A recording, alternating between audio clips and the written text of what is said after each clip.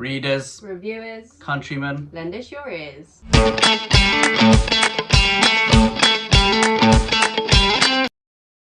And a huge thank you to all of our Patreons. Thank you to the Pit Fighters, the First Swords, and all of the Bright Stars, Truth and Courage. Welcome to the channel. I am Ed. This is my lovely lady, Sadie, and daughter. But welcome to the channel. We are the Brothers Gwyn. In case you're wondering, we are not brothers. That would be very weird Game of Thrones vibes, wouldn't it? No, thank you. But anyway, William has abandoned us again to university. He's gone to Durham University to live it up, to be free. That's pretty much it, really, isn't it? But he is away and he is busy. So we're going to be doing a video kind of collaborating together. William will slot in one of his videos in between this, but it's kind of a late September reads. September was a big month for quite a lot of reasons. I mean, number one, it was my birthday. Sadie and I got engaged, so we are absolutely buzzing, so ecstatic, aren't we, that we finally got engaged. I know you wanted me to ask a question for a long time, but I eventually pulled the plug. Yeah, and I had no idea. You had no idea? I can't believe you had no idea. So I took Sadie to some ruins nearby, of course. You know, it wouldn't be a Gwyn proposal if there weren't ruins there, I guess. But yeah, so I took Sadie there, but there were some youths who were climbing these ruins, and I didn't know if I was going to be able to actually do this video, but because I'll show you in a second, but we caught the engagement on camera, which was really, really cool. So, but yeah, we're so excited, and I can't believe you actually didn't know about it. No, and you were so chilled out all day, so chilled, had no idea. I always said, didn't I, that if you were going to propose, I wanted a complete surprise. Yes. So she said, if I know about it, I will kill you. That's all I asked for, was a surprise. And I thought, I'm really sorry, but I didn't think you'd pull it off, because I believed that I could read Ed really well, and I just thought I'd know. Like, I'm not a Sarah J Maas book, darling. You can't read me. Yeah, but even like birthdays, you get so excited about presents that you want to tell me I can't what keep a secret. You've got. Yeah. So I just thought with an engagement there was no way, but you just pulled it off. And for ages, like I thought, even when you did it, it was like a last minute thing, because I just didn't believe that you could have kept it from me, kept secrets and lies. I didn't pull it off. I put it on. We put a ring on it. So yes, obviously expect a live stream wedding in the future, probably soon, probably next few weeks. Be cool, wouldn't it? But yeah, no, we're very, very happy. But September was a very busy month. Obviously, all of Papa Gwyn's Fury of the Gods stuff is coming up as well. It was my birthday. And Sadie had prepared lots of Lord of the Rings surprises, so that was really, really cool. But yeah, so Sadie's going to come back a little bit later and tell us what her book of the month was. Dottie didn't do much reading this month. She's been chasing rats instead. Well, I say chasing rats. Laying on Not the really. sofa. She's been watching them. Yeah. So, but yeah, Sadie will be returning very soon. So yeah, September was pretty amazing, but it all kicked off with The Shadow of the Gods, obviously by Papa Gwyn. Love this series. The Bloodsworn is one of my favourite series. I think possibly my top series of all time.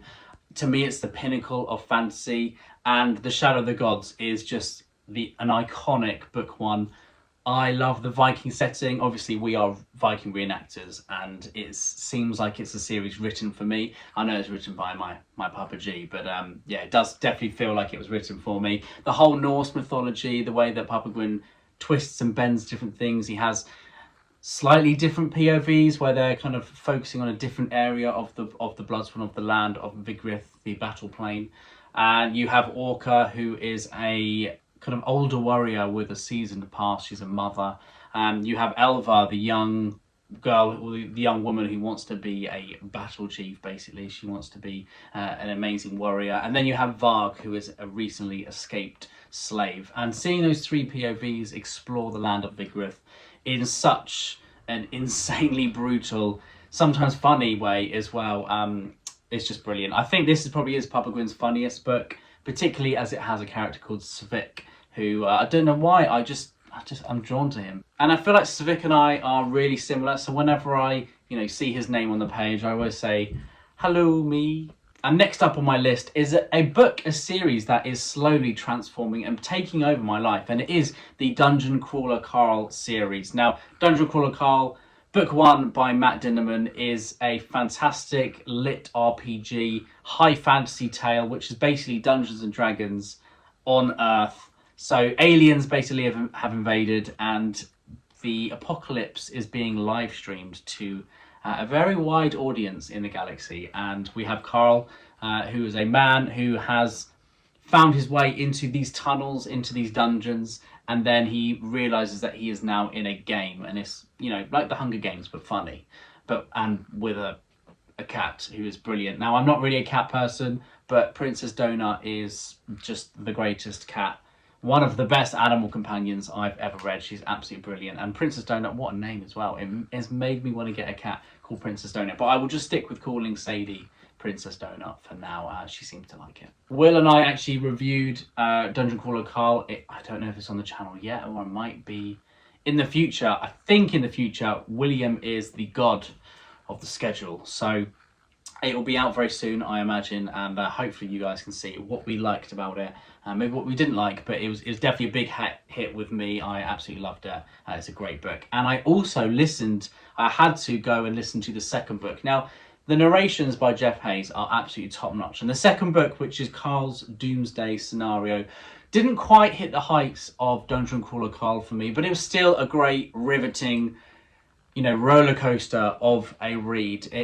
They're so funny, they're so daft, they are just totally crazy, and it feels like only Matt Dinnerman could write these, and they don't feel too cheesy, they don't feel too cliche, they are so out there, it just fits so well. And the narration by Jeff Hayes, as I said, is outstanding. His voices, whenever I do anything in my life, all I hear in my head is new achievement, and and that's really, really funny. So it's a brilliant series so far. I'm really enjoying it, and I'll be reading / listening to them in the coming months. So yeah, keep your eyes peeled for some more Dungeon Crawler Carl news. I think there's like 7 out. I think the 7th one might be coming out soon. So there's quite a few to get my teeth into, or should I say ears. So ever since I read The Daughter's War back in August, long time ago now, I have been in a big high fantasy kick, and I really wanted to pick up The Grace of Kings by Ken Liu. Now, I am a big fan of Ken Liu. I've read one book by him, which was his short story collection, The Paper Menagerie, and that was a fantastic book. Specifically, the short story of The Paper Menagerie, it brought me to tears. And I thought, if a writer, can bring me to tears, that's the pinnacle to me of reading. And this author is obviously very talented. So I went into the Grace of Kings with a lot of high hopes. It is a fantasy story, a retelling of the Han dynasty. Wasn't mad on it. I wasn't keen on it, I'll say. I know I've seen lots of reviews saying that it is basically, the first book is basically a textbook of the world of The Grace of Kings. And I would completely agree. It does read like a textbook, and it does feel like quite a dry book as well. There was lots and lots of stuff that just didn't click with me. The dialogue, for one, the characters, how I just was not mad on any of them. I just couldn't connect to any of them. There were some really cool world building pieces. There were some really good plot twists and devices used by Ken Liu. He's obviously an extremely talented author. He, pieces together a tapestry that is exciting to read, but because of the lack of depth to the characters and because of the impossibly wooden dialogue, it just didn't connect with me, unfortunately. I was desperate to like it, but as you'll find out later, September was not a good month for Kings. I have continued my Vinland Saga reading, and I read volume 2, so I've been watching the series as well, and I absolutely love the series so far. So I had to get through volume 2, and I really enjoyed it. It's not quite hitting the heights of Berserk for me yet. I can see there's a lot of brilliant character work that is going at the foundation. I feel like it's going to pay dividends in the volumes coming up, and I will be getting through a lot more Vinland Saga in the next few months. Hopefully I'll finish the series this year. That'd be really, really cool if I completely focus on it. But I like to go on my tangents, and I'm sure I'll get a new obsession in October, which we're in now, / November or December, and I'm sure I'll find something else that takes my pick. But I am enjoying Vinland Saga at the moment. Thorfinn is a great character. I love seeing his backstory, and seeing all the characters around him. The surrounding cast is fantastic. I love Viking Age history. love Shadow of the Gods, I love Viking reenactments, so all of that stuff lends itself towards me enjoying the Vinland Saga. So I was reading The Way of Kings by Brandon Sanderson. I wasn't a big fan of Mistborn, and I probably read about 500-600 pages of The Way of Kings, and I realised that Brandon Sanderson I don't think is going to be an author for me, and that really pains my heart to say, because I probably am maybe a bit too desperate to actually like a Brandon Sanderson book, and I just don't want to force it. Maybe I'll like it in the future, but there's quite a few things that, because they don't click with me, I feel like those basic needs for me as a reader aren't being met. So I don't feel particularly drawn to any of the characters. It feels like they're written in a way where I'm being handheld and I'm forced to kind of see this character in a certain way. And obviously authors use, writing styles and they use things in their writing to influence the reader, to make them see them in a certain light. But it felt very heavy-handed in The Way of Kings. It's like a very mechanical, robotic character beats that you have to jump through these hoops to get you to like this character, to get you to hate this character, to get you to become invested.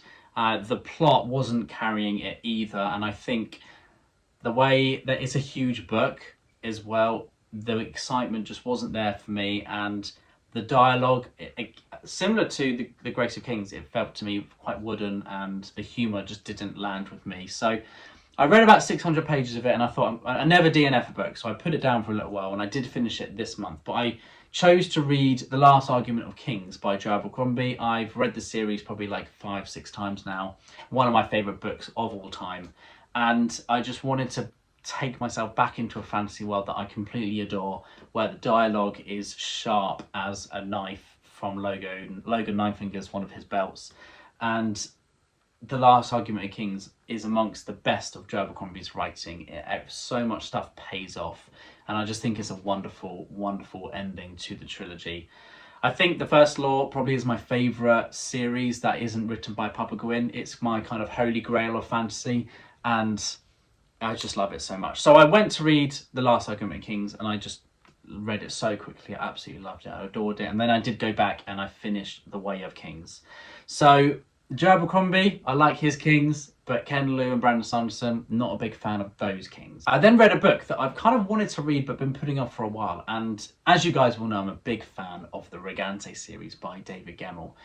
And the first two books in Regante follow Conovar and Bane. And those two characters are they're inspired by Celtic peoples in the Iron Age Europe. And they both follow the story of the invading peoples of Stone as they are invading the lands of the Regante. Now, the second two books in the Regante, which is Ravenheart and Stormrider, are the latter two books, and they are about 800 years after Midnight Falcon. Ravenheart is just incredible.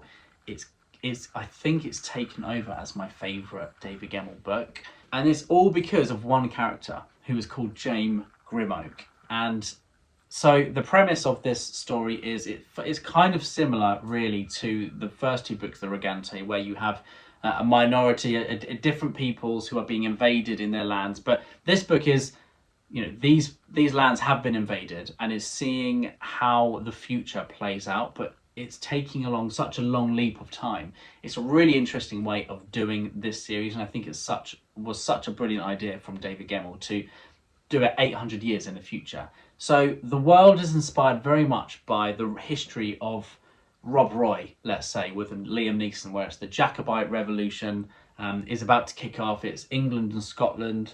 English are ruling the Scottish peoples, and they have all of their rights taken away. Lots of things are revoked for them. They're seen as lower class citizens, not even citizens, even at that.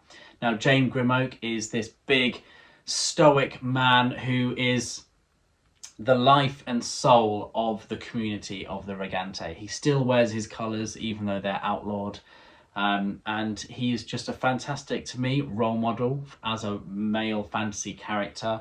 I feel like he is someone who is inspiring, and someone for, especially young men to aspire to be like. He's got so many amazing morals and qualities, and he did really remind me of Papa Gwyn at times. And I think my connection to Jane Grimoak and the ending of Ravenheart just knocked me over, and I've thought about that book every single day since I've read it. And that's another reason why I read. And this book was a huge reason of why I read. And it just shows again why David Gemmell is one of my favourite authors of all time. So I then wanted to read a few novellas just to kind of squeeze up the numbers. And obviously I wanted to beat Will in the reading challenge this year. Now, obviously reading is not competitive, but me and Will like to make jokes about it. But I did read 3 novellas, which was really exciting to me. So the first 2 I read were by Shauna Lawless. So we have Dreams of Fire, Dreams of Sorrow.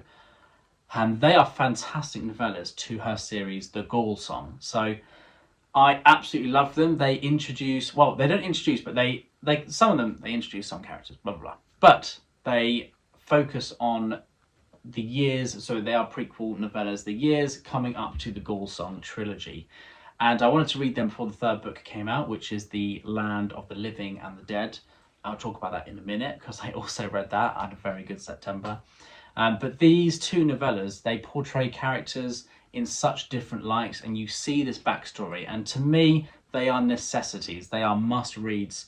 I would definitely recommend you read Dreams of Fire and Dreams of Sorrow before you read The Gaul Song, because they were just that good.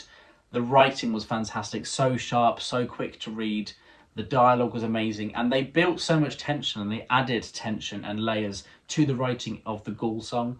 And I think that's, you know, that's the job of a novella, and it just did it absolutely perfectly. I had a lot of fun with those 2 novellas. And then I read The Fall by Ryan Cahill. I've wanted to read more of Ryan's stuff for quite a while. I definitely need to go back to the Bound of the Broken. I think the first book's Of Blood and Fire, which I definitely need to read again, because I listened to it a couple of years ago, and I think I'd probably enjoy it more if I read it. But I did really enjoy it. This novella was written brilliantly. Again, it does the perfect novella job by introducing new characters, showing you new histories, new layers to the world. And they give you something to think about when you then dive into the next volume, the next full-length novel. The Land of the Living and the Dead by Shauna Lawless was book 3 of the Gaul Song, and it is the best book of the trilogy. And I loved the first 2 books, but this book just took it by storm. And I did actually message Shauna about halfway through. There was one scene that I read that just blew me away. The writing was so good, the tension was palpable, and I just had to tell her that just how incredible it was. And The Gaul Song is a must-read for historical fiction or historical fantasy, or just fantasy lovers. It's got great characters at the heart of it. It's got some insane plot weaving threads that, you know, even the Norns wouldn't be able to spin. So I absolutely loved The Land of the Living and the Dead, and I just can't wait to see what Shauna Lawless does next. I have a sneaky feeling I can predict what she's writing next because of some of the threads left open at the end of the book, at the end of The Land of the Living and the Dead. But that is for good reason. Sometimes people like a cliffhanger, sometimes they don't. There's not a major cliffhanger here, but there are you know, some loose ends that are left loose on purpose. I'm sure they'll be threaded or cut later on. So it was a fantastic September, and I had the best time reading all of those books. Some of them weren't quite big hits for me. I have been in a major fantasy kick at the moment since I read The Daughter's War by Christopher Bjornman. I'm just loving fantasy, and I'm really excited to see what I read in the month of October, which obviously you guys have already seen that video, I'm sure. Sorry this video was a little bit late, but we just wanted to get it out there because there were some big books that people have been asking us about on the channel for a while, so I definitely wanted to cover that. And you know, just announce that me and Sadie are engaged because we're just so happy about it, and so buzzing. So I just wanted to share the news because you guys are just the best community. You know, because I'm recording this after our video with Papa Gwyn has come out, after our live stream as well, and it's been an amazing few weeks on the channel. We met Johan from Library of a Viking, and they're just some booktube highlights that are being added to our amazing, or you know, already amazing experiences. And our chat with Papa Gwyn, seeing everyone's comments is just so emotional, and it's amazing to see what people say about him and that video. So thank you very much. Now, in September, I did also become addicted to Baldur's Gate, which I played a lot of. I absolutely love Baldur's Gate so far. My friend Travis, who is our DM, has been getting me into it, and we've played a couple of sessions together, and it's just been so much fun. It's an amazing game so far. But so let's go back to books then. Hello, thanks Ed for handing it over to me, and if he said that I've abandoned him, don't believe him. I have gone to uni, but I will be back, and we'll be back together soon. But let's talk about what I read in September. And so it was actually an incredible month of quality. It wasn't a crazy amount. It was a good amount of books. You know, I was quite happy with it, but it wasn't like out of this world, like crazy quantity, but the quality was just top notch. So first up, I have The Land of the Living and the Dead by Shauna Lawless, the third and final book in the Ghoulsong trilogy. This was just the perfect blend of mythology and history, and oh my word, it tugged at the heartstrings, and it did more than that. It kind of ripped the heart out, and it was a very emotional roller coaster of a ride. Twists and turns, the political machinations really came together in this final installment of Ghoulsong for an epic conclusion that really ramps everything up to 11. And it was just really one of the best conclusions I've read for a long time, and so you all need to check out Ghoulsong. And then next up, I've got Fire from Heaven. Going to be a little bit negative here. So this is by Mary Renault, known as one of the best historical fiction authors of the 20th century. Fire from Heaven follows Alexander the Great as he is growing up. I really enjoyed the first third. Mary Renault's writing style is wonderful. It's immersive. And most of her characters, they feel very complex. They've got their own motivations and desires, hidden motivations as well, that you can feel are propelling them forward, but you need to discover and unravel. You're not sure to trust them or not.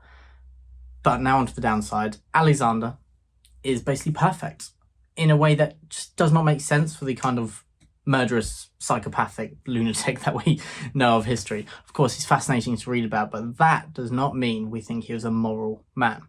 And so I just found him being perfect. It got more and more irritating, and after the halfway mark, just every time he's on page, which for a book about him was a lot, it just really upset me. And yeah, it really got to me, maybe more than it should have. And so sadly, the rest of Fire from Heaven, it started strong and it just kind of dipped, because I thought there was going to be kind of a catalyst where he would change and become a lot darker as he grew older, but it just wasn't. He was perfect. He makes mistakes, but it's like for the best, most noble reasons possible, and it's too much, too over the top, too Gary Stu, and yeah, just taking to the next level. That did not make sense, especially in the historical setting with Alexander as the prominent character. And so yeah, bit of a dip for me, but it's still going to be an author that I check more out from. I think, what is it? Ed read a book by her recently, The King Must Die, and so I will be picking that up at some point in the future. And then next up, I have Dungeon Crawler Card. We will be having a review of this coming out on the channel. Ed read it. He said, Will, you needed to read this. So I did. And it was really, really enjoyable. This is just crazy lit RPG.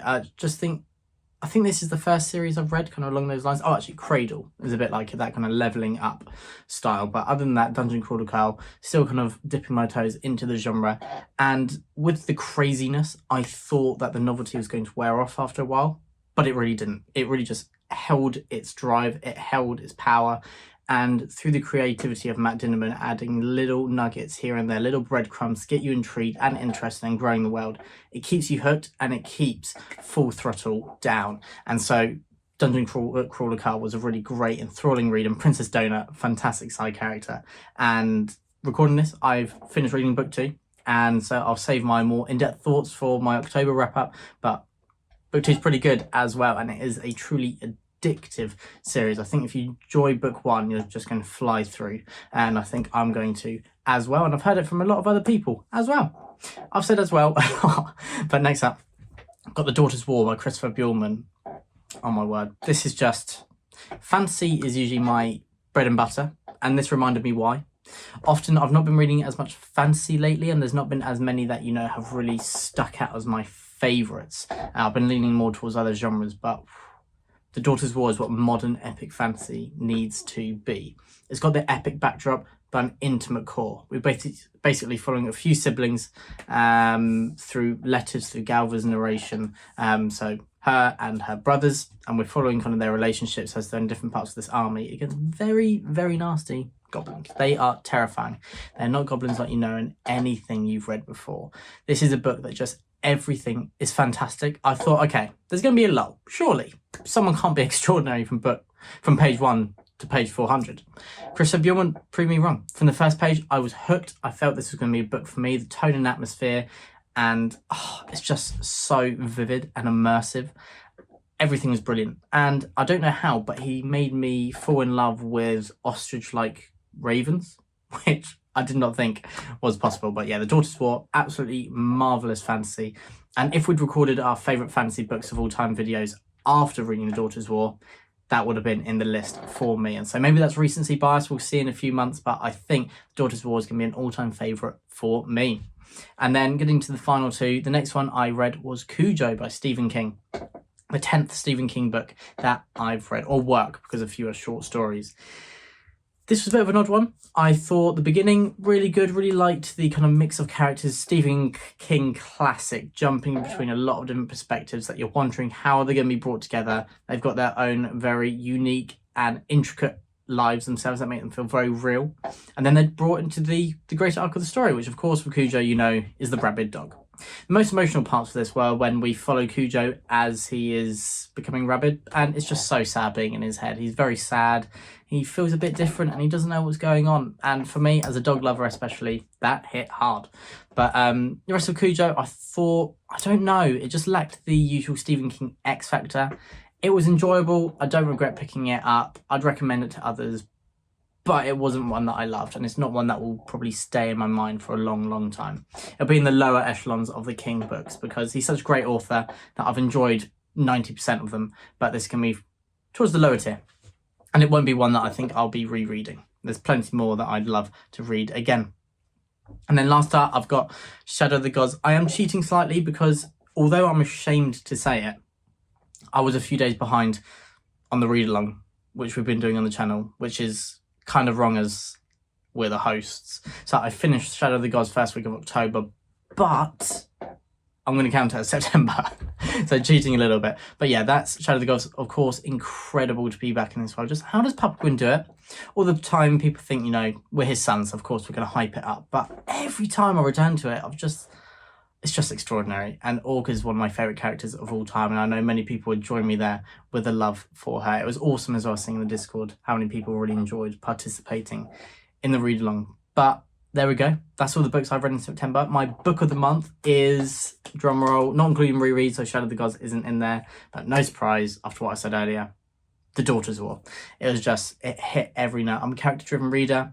It was character-driven. But I love some epic stakes. It had epic stakes. It had animal companions. It had found family. It had hit all those beats that you want, but also twists and surprises along the way. It was heart-moving, heartfelt, and heartbreaking. Just wonderful fantasy. So there we go. That's what I've read in September. Hopefully me and Ed will be recording some videos together soon. We have batch recorded some, so there'll be others going on the channel. Don't worry, I'm not just teleporting across the country. We've recorded them in good time.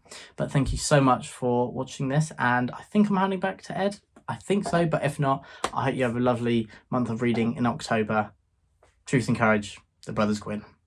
My book of the month, it's a tough one because Last Argument of Kings is amazing. That's possibly my favourite Joe Abercrombie book. That or The Heroes. It's, you know, it's usually a coin toss for that one, and not in an Anton Chigurh way. We'll leave that for another time. But that's a reread because I've read that many times, so I won't choose that. But I think, I mean, between The Land of the Living and the Dead and Ravenheart, it would be very hard to pull them apart. Both of them were completely amazing books, amazing reads in very different ways. I think I'd probably give my book of the month to Ravenheart by David Gemmell because of that ending, and I will leave it there. Let's call Sadie back and she can tell us what she read. I have a sneaky feeling I know. Obviously I know because we're getting married. I'm just trying to say that because I'm really buzzing about saying it. We get married. Hello again. My book of the month was A Court of Silver Flames by Sarah J. Maas.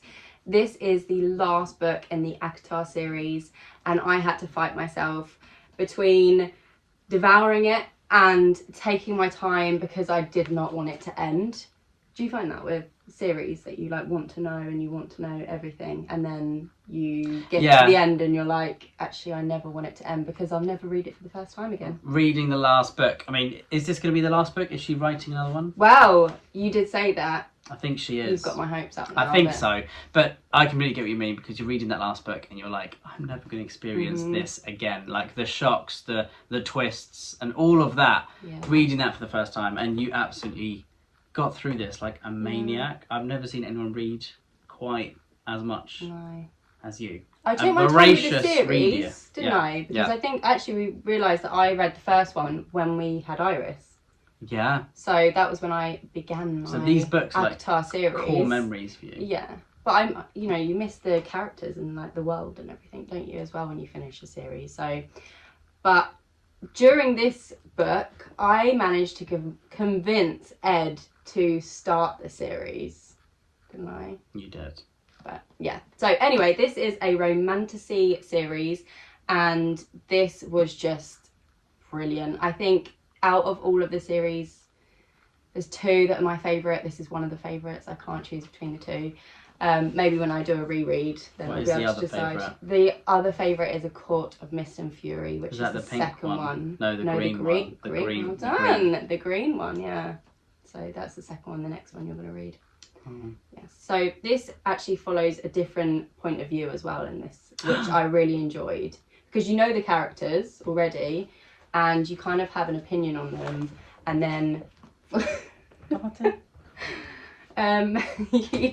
you have a bit of an opinion on them, and then this book changed my opinion on one of them. So it was, I really liked that, the change of. That's great. That's why switching POVs is very powerful, because all of a sudden you're seeing it from someone else's eyes, and you're like, maybe I think the way you think. Yeah. Maybe I see it in a different light. Yeah, exactly. And that is always fun to see authors kind of play with that. Very nice. Good book of the month choice.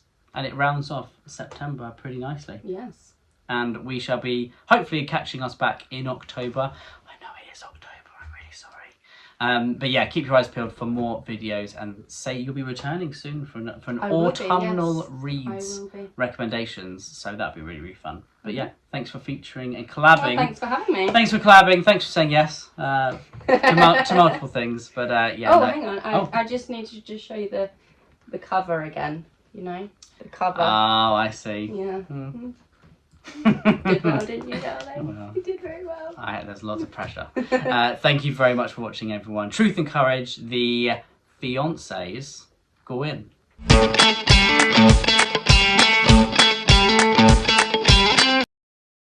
And a huge thank you to all of our Patreons. Thank you to the Pit Fighters, the First Swords, and all of the Bright Stars. Truth and Courage.